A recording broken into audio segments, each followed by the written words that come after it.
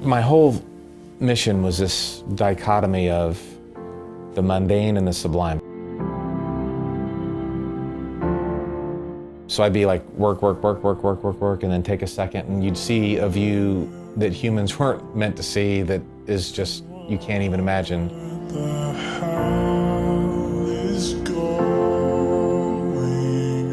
And I saw the sunrise, and my first overwhelming impression was I'd never seen that shade of blue before. It was just beautiful. There's not even a word to describe it. And it was like I'm seeing God out here in space. That kind of puts the mundane in perspective.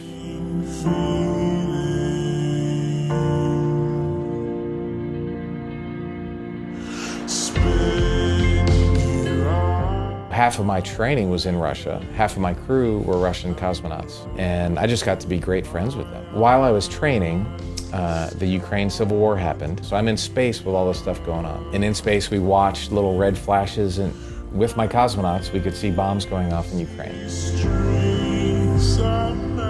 When you're here, born and raised on Earth, this is home, and everything else is out there. But when you're out there, you get to see Earth as a spaceship flying through the universe.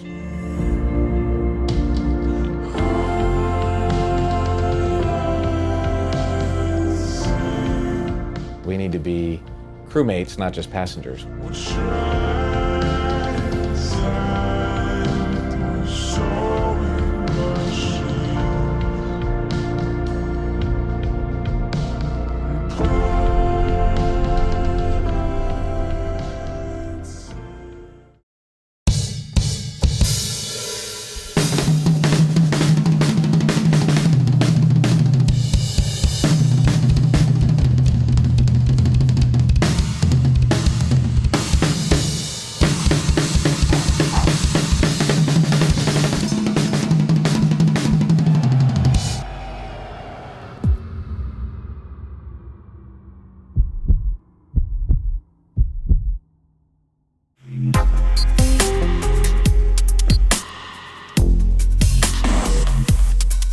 This week on the show, we welcome the NASA astronaut, U.S. Air Force Colonel, and Space Station Commander Terry Virts.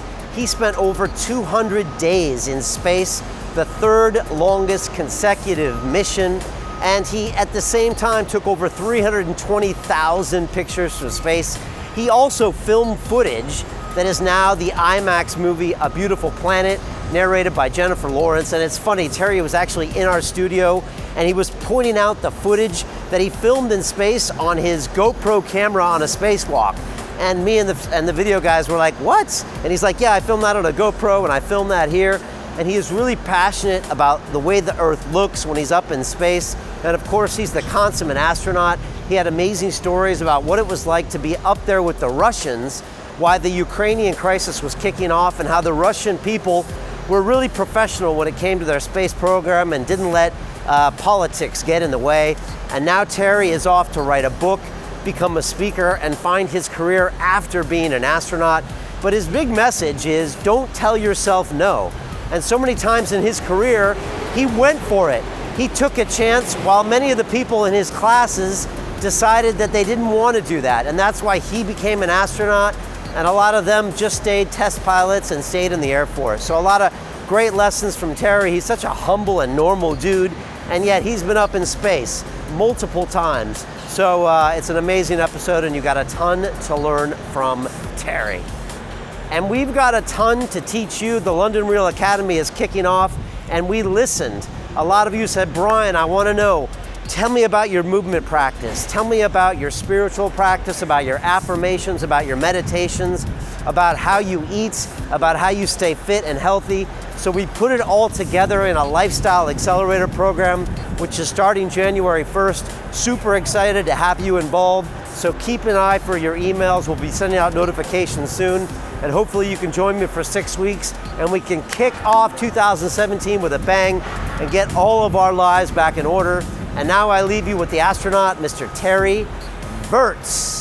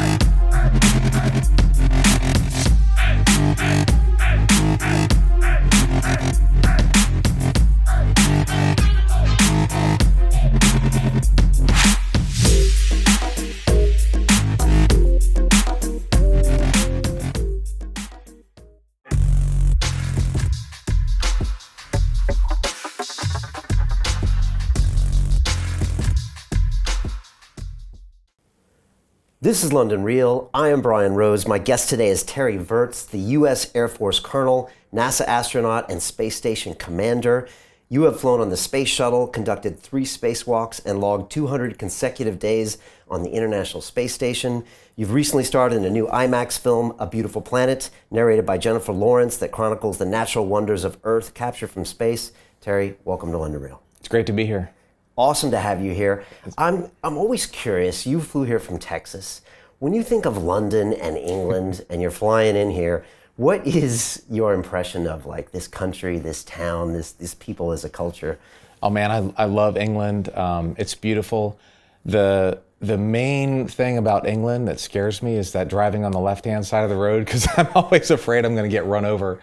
So it's like you got to look both ways before crossing the street. But it's a beautiful country, and love the history, and it's awesome to be here. Yeah, it's got this whole history of kind of exploration, yes, right? And kind of, I guess, sea navigation, which, you know, I guess probably has some thoughts and parallels to, you know, air and space navigation. It does. Yeah, I think the tradition of exploration, it was pretty much found and born here, right here in the UK. And, you know, for centuries, England set the standard for exploring space or exploring the Earth. And even now, recently, they're back into space because Tim Peake, a British-born astronaut, just landed from his space station flight. And when I flew on my space shuttle flight a few years ago, I flew with Nick Patrick, who's a British-born person, now American citizen. But I got some great time, you know, flying with Brits in space. And so it's a pretty cool history tradition. Yeah, it's fascinating because if you think it's some of these guys that went out on these ships back in the day, you know, to try to, you know, circumnavigate the globe or go to these crazy places. I mean, they really didn't know what was out there. I know. Well, it's amazing, you know, flying across the Pacific Ocean in space happens pretty quick, but man, that is a gigantic ocean. And you look down and there's from space and there's nothing but water in all directions. And I would often think about what was it like to be on a ship where you didn't know, you're just going on a parallel and, you know, you run into Australia, Captain Cook or those guys. So I would think about them from the you know, 22-degree comfort of my space station and think, man, those are some pretty brave guys to do that. Right. And when you were in the Air Force, I mean, you know, test piloting was still happening as well. And like we all know that great movie, The Right Stuff, which is the only thing I think about when I think of test pilots. I think of these guys that are going up, as they would say, pushing the envelope, right? Pushing the outside of the envelope. Right. And they're doing their own bit of exploration, you know, doing things. Yeah, absolutely. And also giving us intellectual property that we can build on. Like what happens when you go the speed of sound, or twice the speed of sound. Right. When you were flying, you know, what was that whole mentality like? Yeah, the test pilot is, you know, seeing what you can do. And actually that movie is so awesome. George Zamka, who's my space shuttle commander, and I watched that movie the night before our space shuttle launch. Like we went down, sat in the lounge, put the right stuff on and watched it. And then the next day we went out and flew into space on a space shuttle, which was pretty cool. Is that the right movie to watch before you go into space? It was good. On my most recent flight on the station, we actually watched Gravity while we were in space. While you were in space? Yeah, so we got a chuckle out of that. Everybody's like, you watched Gravity while you were in space? But it was funny. What is the thing that you laugh the most at when you see Gravity? You know, Gravity, the thing that we laughed the most, so I flew with an Italian lady named Samantha Cristoforetti. So we always talk about who they chose to play us, you know, George Clooney and Sandra Bullock. So we laugh about that. So you're George Clooney, okay. Yeah. And like certain things were you... Unfortunately, he didn't survive. So, but anyway, yeah. But certain things, were you impressed with the reality of the way they depicted it? And is certain things just a Hollywood version of what it's like? Well, yeah. So it's basically an animated movie. But the animation is very realistic. What the space station looks like or what the space shuttle looks like they got that really close. The physics of what was happening, you know, they had to take some liberties of changing orbits and that kind of stuff. But that's okay. You gotta make the movie interesting for people. The thing I did not like about the movie was the point of the movie was just get back to Earth because it's safe. Like, don't be in space. So I didn't like that. I'm more of a let's go into space and explore. But yeah, the animation and stuff was very accurate. Taking a fire extinguisher and changing orbits from Hubble to space station can't be done, but that's okay. Okay. It was a good movie. Too far away. Yeah. Okay. And I guess there was that subtle underlying thing of is that Earth is safe, not space. That was what I didn't like about it. Yeah. Which you don't feel that way. Well, safe space is certainly dangerous. I mean, it requires a lot of effort to do it, but America wasn't safe either for 4 or 5 centuries of Christopher Columbus and, when the Brits first went there to Jamestown, I think 90% of the colony died. So, exploration involves risk, and that doesn't mean you shouldn't do it. Right. Just going back to The Right Stuff briefly, like when you watch that movie, does that bring back memories of flight school? Do you know guys that are like that? And how accurate was that movie? I think it was completely accurate. Now, life in the 50s and 60s is different than, life in the 90s and 2000s. The politically correct aspect was different, and we weren't developing a new fighter jet every year or two. Nowadays, the airplanes take decades and billions of dollars. But the whole concept of you're going to go do something that hasn't been done, or we're still doing that. I mean, even today, with new airplanes or new bombs or missiles or whatever you're testing on a fighter is still there. And you remember the medical scene of they were getting tested to be astronauts? Yeah. It's still like that. I mean, they don't stick a needle in your hand anymore and do that, but a lot of that stuff was just what it was for me when I applied to be an astronaut. So those scenes bring back memories too. Where you're carrying around the bottle of water, yes. Or whatever was going on. Yep. There's that whole dichotomy of these test pilots and then astronauts in that movie, where here you got guys that are a bit crazy to go do these things, but also you've got guys that are very systematic and quite safe, as in they do things in a calculated way, but then at the end of the day, they're going up where they might not come back. Right. And does that classify what an astronaut is or a test pilot? Yeah, we're kind of crazy. So you have to have a safety mentality. So NASA just got 18,000 applications for the new astronaut class. So we don't want just thrill seekers, right? We want people who are able to operate under pressure, but we don't want just risk for risk's sake. So you have to have a blend of you're willing to do some crazy things, but you handle it in a professional, calculated risk kind of way. So when you fly into space, you know that there's a danger that the rocket might blow up, but the capsule has an escape system, or in the space shuttle we had a parachute that could potentially have been used. So it's you recognize the risks that you have, and then you take them actively. It's funny, like a lot of times when I'll drive the speed limit. I'm like, that guy, and my friends will say, dude, you're an astronaut. Well, you should be driving crazy and stuff. I'm like, well, if I had to, I would, but you kind of have to balance the risks that you take, and so that is an interesting dichotomy. Do most astronauts drive the speed limit? Probably. It probably depends. Okay, there's a few outliers. There's a few outliers, yeah, just like anything. There's something that I've heard called the overview effect, and I don't know if you've heard of this theory, that people like yourselves that have spent so much time watching the Earth rotate, and I mean, you took 320,000 pictures, and you were just talking about it in the studio to all of our guys here, and you're obviously passionate about viewing the Earth and taking pictures in the light and in the day, and just seeing the majesty of this planet. Right. Do you think that kind of gets into your head, into where you see the Earth, the population, the species kind of in a different way? And when you come back, it's like, do you feel like it's changed you as a person? So it has. There's a couple of great effects from that, the overview effect.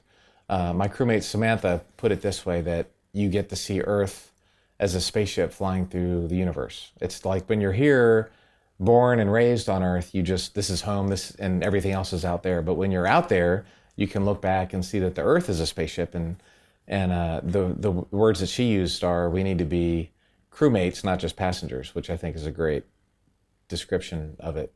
But the other thing, it's so easy to get bogged down in daily stress, and I got emails and there's traffic and blah, blah, blah. And I can just like close my eyes and realize that there's the most unbelievable sunset that you can't even imagine happening right now, just right on the other side of the Earth.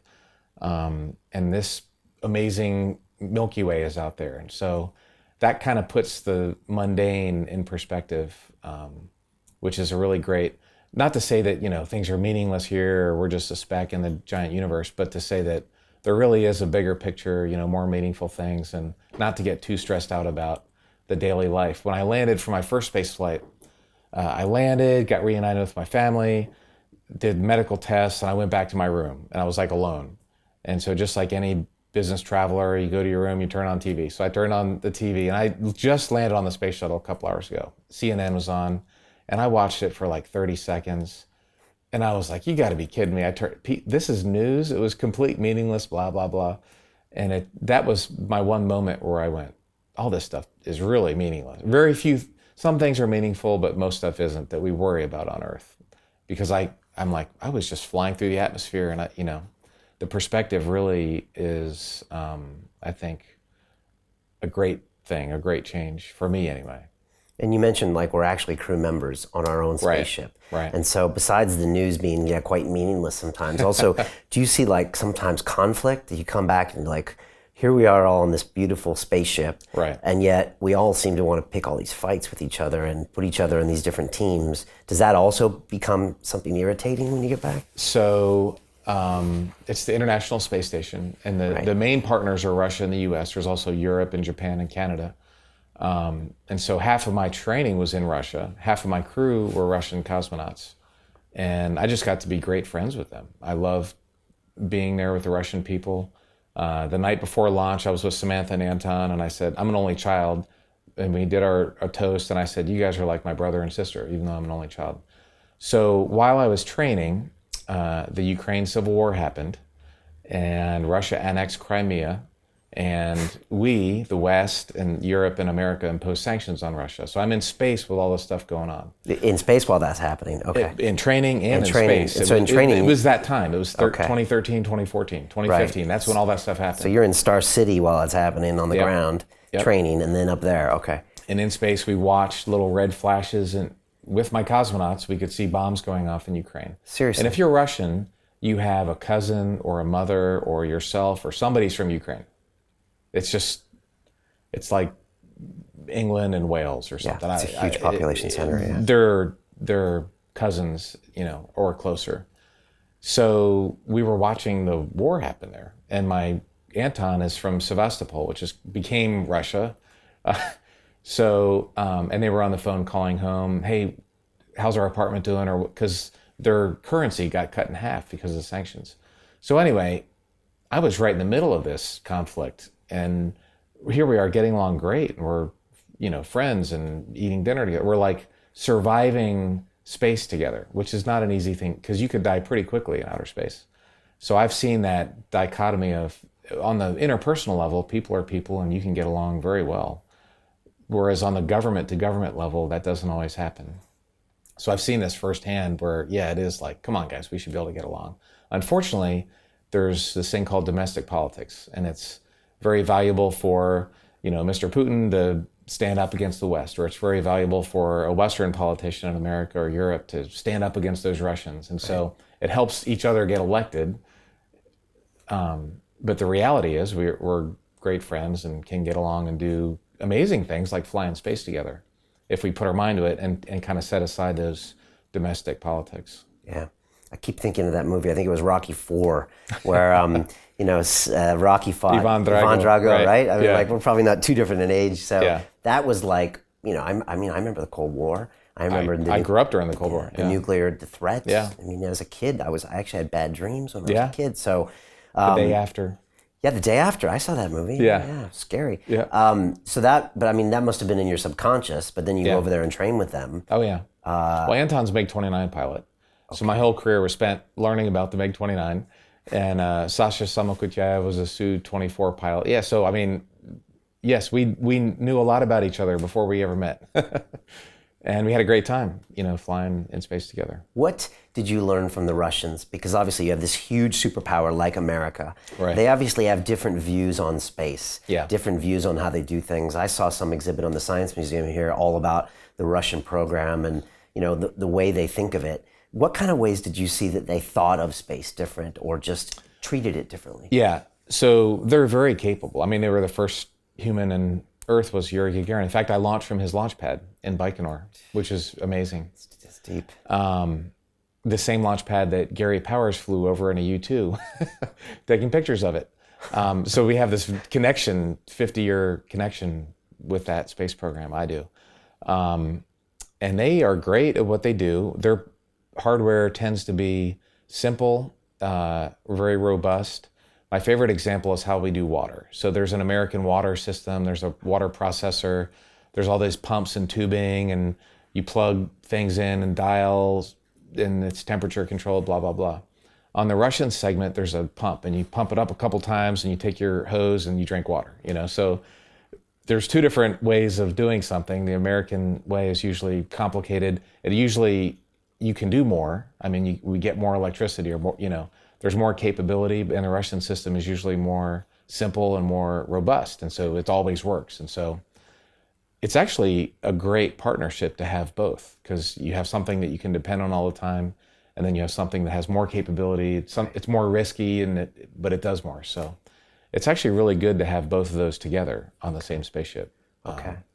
And is that what the Soyuz is like? Is that like that robust piece of machinery? Right. So a friend of mine one time, the Soyuz had a problem. It's basically three balls that are stuck together, and when it comes back to Earth, they separate, and the middle part is the descent module.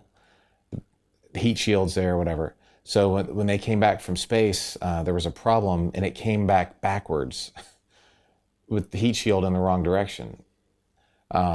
And eventually the other part just burned off and broke off, and then it's flipped around and righted itself, and they survived. They were fine. So, I mean, that's like the ultimate example of robustness, right? So it's a good characteristic to have. It may not be this gigantic space shuttle with 7 people and a robotic arm and spacewalks. It's just a simple little capsule. But that was one example where everything didn't go right and it worked, which is that's a good trait to have. Okay. And what about just safety in general? Do they have a different way of looking at safety? I think that speaks to their safety. They tend to they don't build things right to the very edge of the limits. They build things with a lot of margin. So if something doesn't go right, they'll still survive. Whereas the American philosophy is build it more advanced, but with less margin. So everything kind of has to go right. Okay. But if it does go right, you can do more things with it, right? The space shuttle is this big, capable vehicle. Soyuz is a simple little capsule. But the space shuttle also, we lost 2 of them, unfortunately, in accidents. So they're just different design philosophies. Right. So when the U.S. thing goes wrong, it kind of goes wrong. It goes wrong, right. Right. Right. Interesting. Different than the overview effect, and I'm sure you've heard all those things. I mean, when you're out circling the Earth so many times and you're looking out to the rest of the universe, do you come to different conclusions than you did, say, when you were on Earth about, is there life out there? Right. Do you think about that? I know you're busy doing other things, but... My whole mission was this dichotomy of the mundane and the sublime. So I'd be like, work, and then take a second, and you'd see a view that humans weren't meant to see that is just, you can't even imagine, and then get back to work, especially on my spacewalks, because you're just on the clock. I mean, it is work. And you're outside in a little spacesuit. There's like that much plastic between you and death. So you don't want to spend a lot of time out there. You want to get your stuff done. And you're usually hanging on to metal, looking at stuff. So every once in a while I would turn away. And I can remember this one specific view. There was a sunrise going, from horizon to horizon. And it was just beautiful. There's not even a word to describe it. And it was like I'm seeing God out here in space. And then I had to get back to work because there was, I had to go turn some bolts and do something. So that's kind of the astronaut's life, is this back and forth between seeing these amazing sights, and there's a lot of work to do to keep the space station running. Do they keep you busy up there to keep you busy? Or is there really all that work to do? Or is it better not to have you idle? So it is better to not be idle. That's when people go to Antarctica or on a sub or something. That's when you kind of go crazy if you don't have any work to do. But that's not a problem on the space station. At least there's only 3 U.S. crew members. Usually it's 2 Americans and a European or Japanese or Canadian. And on the segment, on the modules that we have, there's more than enough work for those 3 people, every day to keep them busy. But the psychological aspect is super important. In fact, you were talking about the difference between Russians and Americans. There was one day I was floating down from the Russian segment and the US segment, and the main module is node 1 where everything connects. And as I was floating through node 1, and I had been in space for a couple months in this nice, comfortable, sterile, like I said, 22 degree, 15% humidity environment, metal and plastic. It was nice. It was like a Hollywood spaceship. Hotel room. All this, and I heard these birds chirping, and I like stopped, and I went, that was a bird I just heard. And I looked in the node 3, and Misha Kornienko was in there exercising on our weightlifting machine, basically. And there was birds, and I started talking to him in Russian. I said, Misha, I hear a bird. And he said, yeah, listen to this. And so the Russian psychologist had sent him an MP3 of bird noises, like noises from space. And it was the coolest thing I had ever heard in my life. And so I said, well, tell them to send me some. So they emailed me some MP3 files. And at nighttime, probably for about a month, I would put my headsets on and fall asleep in my sleeping bag listening to rain, just the sound of rain from Earth. And it was so awesome. So everybody all of a sudden got all excited about birds and crickets. They're like like at nighttime when you can hear crickets, or a crowded restaurant they sent up. You could just hear glasses clanging and crowd noise. So we said, let's make it rain. So one weekend we put rain on all the laptops. The station's full of laptops. We put this rain MP3 file, and it was kind of cool for a while. And then by Sunday night, we were ready to, jump off a building. So we turned the rain off. We were like, that's enough rain. But the sounds of Earth were something that I missed. Everybody up there too seemed to enjoy that. Do you really think we understand that psychological change that happens when you're up there and separated from Earth for so long? There's a guy named Jack Stusser. He's the PhD who does the psychology investigation. And most astronauts keep journals. I did. And he takes our journal, and you can be completely honest with him because they never get released. And he analyzes, how people do, and he's got a great. In fact, he studied a lot of the Antarctic expeditions and submarines as kind of a precursor to long duration space flight. And we do understand a lot of the things that make people happy, a lot of things that make them unhappy, and it's really important. I mean, when you are working together and there's no escape, it's super important. That can really make a mission go wrong or right. And in fact, when I was commander, one of my goals was to like each other when we were done. When I was commander of Expedition 43, and I think our Expedition 43 crewmates are all good friends. We email each other every week, the Russians and Europeans and Americans, and so. But that's an important part of spaceflight. How do you lead a crew like that? I mean, like if you got everyone to be friends, you must have been successful. How do you go about doing that? So I think when you're leading any organization, you need to understand who you're leading. If you're an Army platoon sergeant and you've got a group of 18-year-olds out of high school, you tell them what time to wake up. You tell them to put their right boot on first and then put your left boot on and hold your gun and do this. You're very directive about every aspect of everything. That's on one scale. And on the other side of the scale, if you're leading astronauts who are all it's very collaborative, and it's, all right, guys, what's a better way to do this? Or here's our problem, how are we going to solve it? It's very collaborative. Until there's an emergency. We had a couple of emergency cases, and when that happens, do this, do that. You become directive, but 98% of the time it's very collaborative. And we made some good changes, I think, to the station just by saying, hey, what do you think, what ideas? And the guys I was flying with, I flew with Gennady Padalka, a Russian cosmonaut. He has the most time of any human in space, over 800 days in space. So it's not like I'm going to be up there and be Mr. I know it all. It's more like, hey, how you work together. But you kind of have to know your situation. Are you going to be directive? Are you going to be collaborative? And that's true on Earth. It's true for every facet. And I think if you come across as you know it all, people can see through you in like 2 seconds and know that that's not true. So that's kind of was my philosophy about leadership. Someone told me that when you're up there, there's like a little bit of a delay when you talk to Earth. Yeah. And that can start playing a little bit of a psychological factor. Right. And that if we ever do venture out to Mars, et cetera, the longer that delay is, the more people feel isolated up there. Yes, Did you absolutely. feel that, and can you see that happening?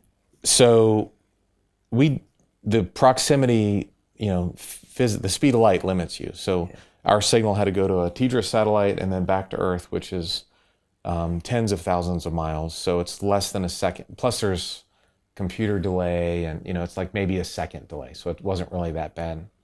But once you get to the moon, you got a couple second delay, which becomes annoying. The Apollo guys got annoyed occasionally just from the delay. And once you go to Mars, you start to have minutes of delay, which means you can't have a conversation. Right. You can say a bunch of stuff and hit send, and it becomes more a text conversation or something like it was more of an email conversation. And that's, that will definitely play into things.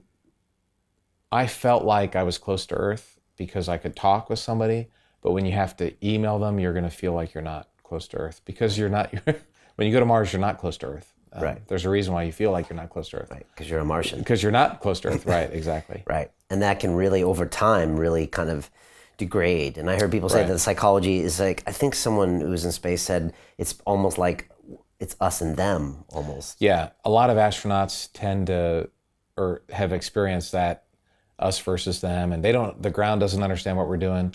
I'll tell you, our flight directors are really good at NASA. I think they've learned a lot over the years because it used to be us and them. And I did not personally feel that way. I spent a lot of effort to try and build a relationship with my flight directors, and they're the guys that run, mission control. Yeah. And they spend a lot of effort trying to understand what it's like on our side. So but you kind of have to work on that relationship, otherwise it'll really quickly degrade into us and them. If I ever had an issue like, hey, this is taking too long, or can we do this? They were very responsive and not. But over the years, astronauts and cosmonauts have often felt like they're just taskmasters. They don't realize. So, for example, something might be a really simple task, but you have to go get this stuff. So that we call it stowage. Just finding things, gathering it. Everything's floating, so you got to put it in a bag, or anyway, so just gathering things and putting them away can take forever, way longer than you can imagine. And I think over time, the flight directors who understand that can have a great relationship with the crew, or if mission control doesn't understand that, then that can degrade pretty quickly. My experience was I had a great relationship with them. Okay. Again, back to that question I had earlier, you looking down on the Earth, right. You said one time you've seen colors you've never seen in your life, which is interesting. Like, I guess because us as humans, we haven't figured out how to create those colors, right? So I remember I launched at 4 a.m. from Florida, and there was 10 things that happened during launch that were amazing sights. And then maybe 10 or 15 minutes later, we flew into the first sunrise over the North Atlantic. Maybe over the UK, it was just a few minutes later. And I saw the sunrise, and my first overwhelming impression was I've never seen that shade of blue before. It shocked me because I didn't think there were colors I hadn't seen before, but it really was. And the pictures we take are amazing, but the chip doesn't capture, it makes one blue too much and it misses the green, or the chip does not detect or sense light the way our brain does. And so I'm writing a book right now, a space photography book. It'll be out next October, and I'm titling chapters by color. Like, the first chapter is white because my shuttle flight was in the wintertime. The Earth is, Canada and Russia are white. I mean, there's a lot of white. The US was white from snow. Europe was white. So that was just like, the Earth's white. It was pretty wild. Mostly snow, but some clouds. There's a chapter on water where most of the Earth is blue, because there's water everywhere. But anyway, it was interesting to get to know the Earth by color. We installed the cupola module for the first time on my shuttle flight. And I remember when I opened the windows, I opened the window shades for the first time, and that thing is just incredible because there's 7 windows, and you can stick your head and be surrounded by space. Now there's window panes, so you can tell you're in a spaceship. Whereas during a spacewalk, you can't. You can push your face out and kind of be in space completely. But in the cupola, it's a similar experience. And whenever we would fly over Australia, the whole space station would become red. Just because Australia is red, the outback is red. And so when I think of Australia, I think of red. Or the Sahara is very red also. So it's just interesting to think of the different places on Earth by color, which is something I had never thought of before. I would think of, I love the food in France, or, I love seeing England, or Korea was a very busy place or whatever. But now I think of it by their color, not by the cultural things. That's interesting with the colors like that. 320,000 pictures. Uh-huh. You have a picture problem, I guess. Why? Admitting it's the first step, yeah. Why so many? Yeah, what did you see up there that really got you excited? We could talk for an hour. So a part of the reason I took so many pictures is I did a lot of sequences or time lapse where I'd set the camera up, put it on 2 or 4 frames a second, and let it run for 5 minutes. And then you can take that sequence of pictures and make it into a little movie. In fact, our IMAX movie has a lot of that. The Beautiful Planet IMAX film, all the Earth pictures, most of the Earth pictures were taken like that, with a still camera, just taken, a couple frames a second, and then in post-production they turned that into a movie.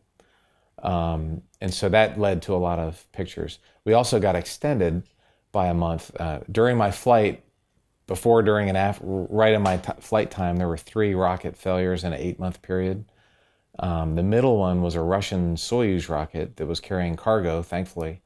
But when it exploded, they delayed my replacement crew because they wanted to make sure they had everything solved before they launched the next crew. Yeah. So my mission... Is that tense when you hear this news? Well, of course, yeah. I mean, we were... Of course, it was a big deal. And we didn't know we were coming back to Earth. So we spent weeks, again, leading the crew. Every day I would get everybody together. All right, what did you hear? So I just wanted all the rumors out there, and we knew that they were rumors and they weren't true, but when are we coming back? What was the problem? This went on for weeks. So anyway, I got extended. You don't know when you're coming home. We didn't know we were coming back to Earth. So that makes you anxious. Yeah, it can. But the way I looked at it was, you have to, every astronaut has to look at every flight as their last flight, because they might get another one, but so I just looked at it as, hey, this is my time in space. I'll have the rest of my life on Earth, and I'm going to just enjoy it while I'm here, and I'll have the rest of my life to go have fish and chips and at the pub and drink a pint or whatever. So I think we had a great attitude, although in the past there's been a couple other guys who got extended, and it's like, it can be tough to get extended on a deployment. So one of the reasons why I took so many pictures is I had a bonus month, and so I took more pictures during that month. But as far as the sights to see, there are so many. The problem with being an astronaut is your bucket list gets really big. Now there's all these places on Earth that I want to go visit. Having seen them, I really want to go see. What are some of your favorite pictures? So one of my favorite pictures is the UK. Very early in the mission, I did a time lapse from Ireland to Siberia. I mean, UK, Scandinavia, St. Petersburg, Moscow to Siberia. It was at nighttime, and you can see the northern lights, this thin green ghost. And it was a moonlit night, so with the cameras are so sensitive, you can see the clouds and the islands and the London and city lights. It's just it's a really cool picture. That was one of my favorites. I love doing sunrise and sunset, moonrise and moonset pictures. It was about day 190, and Samantha saw me taking, she's like, Terry, haven't you gotten enough sunset pictures yet? You've been doing these for 109 days. And I said, no, I still haven't gotten the perfect one. I still want to get the perfect sunrise. But every single one of those is different, because there's a thing called beta, which is the angle between us and the sun that changes. Different phases of the moon makes every moonset different. Sometimes it's just there, and all of a sudden it gets squashed and disappears into nothing. Sometimes you can see the Earth and you see the moon set below it. Sometimes it's kind of riding the horizon and goes in at a really steep angle, or shallow angle. So every one of those was different. I remember seeing Namibia. I didn't know about Namibia until I flew in space, and I looked down at these gigantic sand dunes, and I thought, man, those are some pretty big sand dunes. And then I learned that they are, in fact, pretty big sand. They're the biggest sand dunes on Earth. They're a couple thousand feet tall that you can see from space very clearly. Wow. You could see weather patterns that were very unique based on the part of the Earth you're in. The North Pacific has these things that look like hurricanes, except for their thin bands, like galaxies. They look like galaxies. It's interesting how nature repeats itself, from Milky Way. Galaxies to hurricanes, right, to little sea creatures. They all have the same shape. They're just different scales.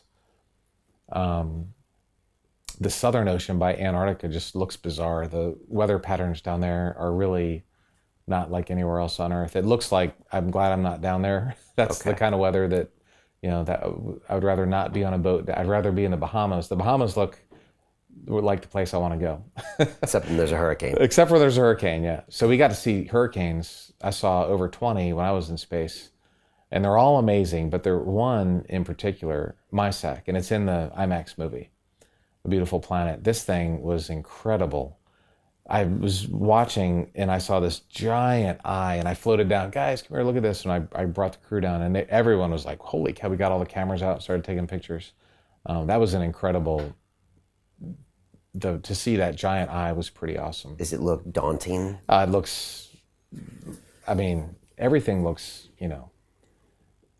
unearthly, or not everything, but it was amazing. Volcanoes in Kamchatka were amazing. They really do look unearthly. There's one in particular that looks like it's from Venus.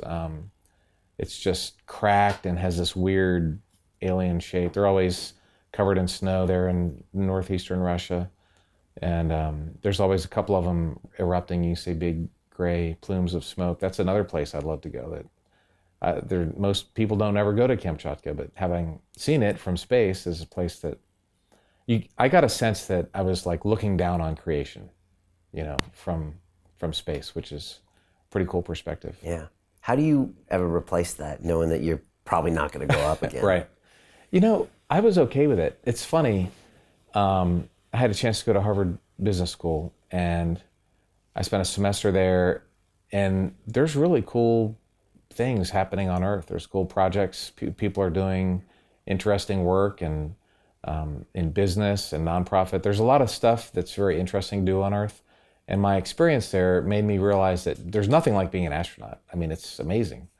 But there's other stuff that's great too, right? It's like winning, I'm an American, winning the World Series or the Super Bowl, or for Europeans, if you win the World Cup.